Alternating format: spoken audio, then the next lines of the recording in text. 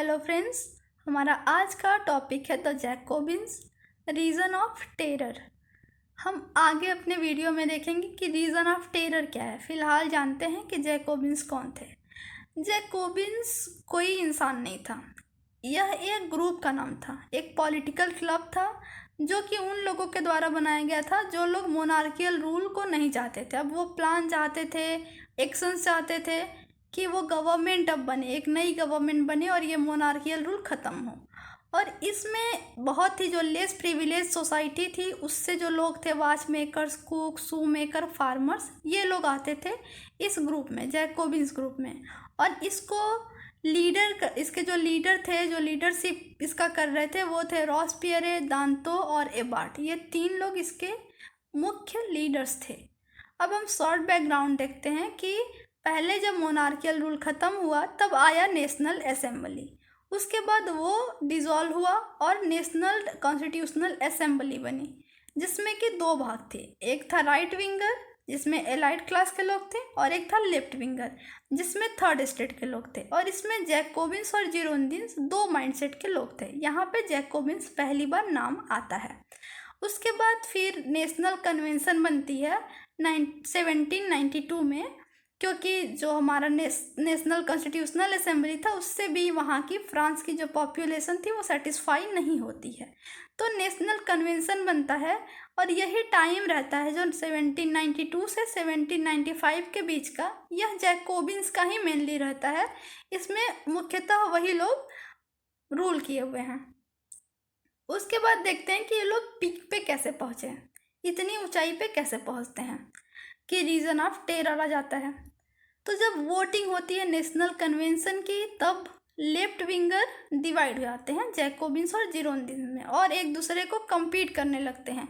अब ये दोनों लोग एक दूसरे के कंपटीटर हो जाते हैं। उसके बाद जैसा कि समय का डिमांड था, जैकोबिन्स ने लोगों को आश्वस्त किया, एश्योर्ड किया कि मैं सिचुएशन के साथ, जैकोबिन्स ग्रुप है वो सिचुएशन के साथ लड़ेगा।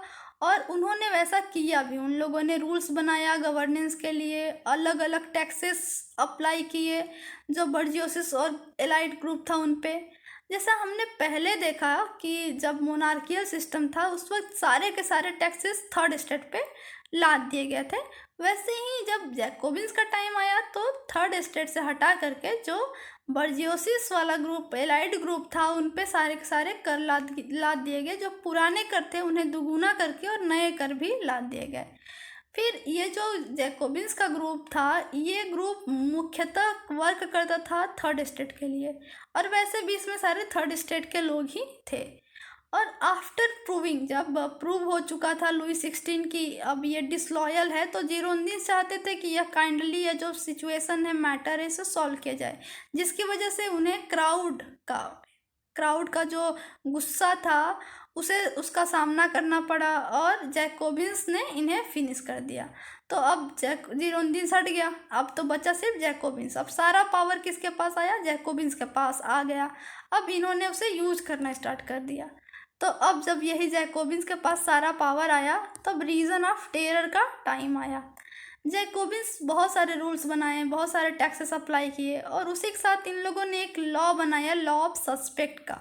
इसके अंदर जो भी कोई सस्पेक्ट होता था कि ये डिसलॉयल है कंट्री के प्रति, या फिर ये अगेंस्ट रिवॉल्यूशन है, तो उसे क्या किया जाता? पनिश किया जाता था। और जो भी पर्सन सस्पेक्ट होता था उसके जितने गुड्स, मनी, प्रॉपर्टी जो भी थे उन्हें जब्त कर लिया जाता था और डिस्ट्रीब्यूट कर दिया जाता था जैकोबिन्स के मेंबर्स के बीच और जो थर्ड स्टेट के पुअर्स थे उनके बीच। इस जो लॉ था, इस लॉ के अंदर 8000 पीपल लगभग डेथ सेंटेंस हुए थे। और उस वक्त डेथ सेंटेंस जो था उसका पनिशमेंट का तरीका था कि उस वक्त गुलेटाइन डिवाइस यूज़ किया जाता था। जैसे आजकल फांसी दी जाती है, वैसे उस वक्त गुलेटाइन डिवाइस था जिसको डिस्कवर किए थे डॉक्टर गुलेटाइन। और यह एक ऐसा पनिशमेंट का एक ऐसा तरीका था जिसमें कि जो भी अक्यूज होता था उसका सर धड़ से अलग कर दिया जाता है, और वो डिवाइस आपको इस फिगर में दिख रही होगी। अब हम देखते हैं कि इनका डिक्लाइन कैसे हुआ। हमने देखा कि ये लोग काफ़ी पीक पे पहुंच चुके थे, तो फिर इन लोगों का डिक्लाइन कैसे हुआ, ये अंत इनका कैसे आ गया। तो जब बाहर के जितने भी एनिमीज़ थे, जो कंपटीटर्स थे, उन लोगों को तो इन लोगों ने क्या किया, जो लॉ ऑफ सस्पेक्ट है उसके ज़रिए और बाकी भी जितने भी इन लोगों के रूल्स थे उसके ज़रिए इन लोगों ने क्या किया, ख़त्म कर दिया। अब कोई इन लोगों के अगेंस्ट नहीं बचा था, अब सब लोग शांत एकदम था। तब अब इन लोगों के अंदर ही जो जैकोबिन्स क्लब थी, जो ये ग्रुप थी, इसके अंदर ही लोगों में सेपरेशन स्टार्ट हो गया।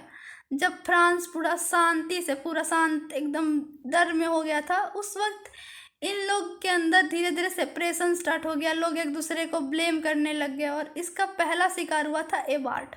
हमने देखा कि इसमें 3 लोग थे, दांतो, रॉस्पियरे और एबार्ट। तो पहला सबसे जो सस्पेक्ट था एबार्ट था। तो एबार्ट वैसे भी मोस्ट रिवोल्यूशनरी कैरेक्टर रहा इस टाइम का, जो रॉस्पियर जो ये टाइम था जैकोबिन्स का इस टाइम पर। लेकिन दांतो और रॉस्पियर इन दोनों ने मिल करके क्या किया कि एबार्ट को अक्यूज्ड साबित कर दिया। उसके बाद इसे भी डेथ सेंटेंस दे दिया गया। धीरे धीरे फिर थोड़ा टाइम बीता और फिर जल्द ही दांतो और जो रॉस्पियरे हैं इन दोनों में भी क्या हो गया कि इन दोनों में भी सेपरेशन हुआ। ये दोनों भी एक दूसरे के अगेंस्ट हो गए और जो दांतो था उसके कंपेनियन के साथ उसे भी रिवोल्यूशनरी, एंटी रिवोल्यूशनर साबित कर दिया गया और इन्हें भी डेथ पनिश कर दिया गया, इन्हें भी बिहेडेड कर दिया गया। अब अकेला बचा रॉस्पियरे। अब ये अकेला रूलर था। ये क्या चाहता था कि ये चाहता था नेशन को थोड़ा अलग तरीके से चलाना। ये चाहता था इसमें चर्च ना हो, नेशन में कोई क्लर्जीमैन ना हो, इसलिए उन्होंने फिर से एक अलग रूल बनाना चालू कर दिया रॉस्पियर ने। और इस रूल के अकॉर्डिंग भी 100 लोग फिर से 100 लोग फिर से डेथ सेंटेंस किए गए, उन्हें फिर से पनिश किया गया, फिर से एक डर में फिर से चला गया, फिर से डूब गया डर के माहौल में फ्रांस जो था। अब ये भी ज़्यादा दिन तक चला नहीं, लेकिन फिर वह भी दिन आया जिस दिन रॉस्पियर को भी उसी गुलेटाइन से समाप्त कर दिया गया।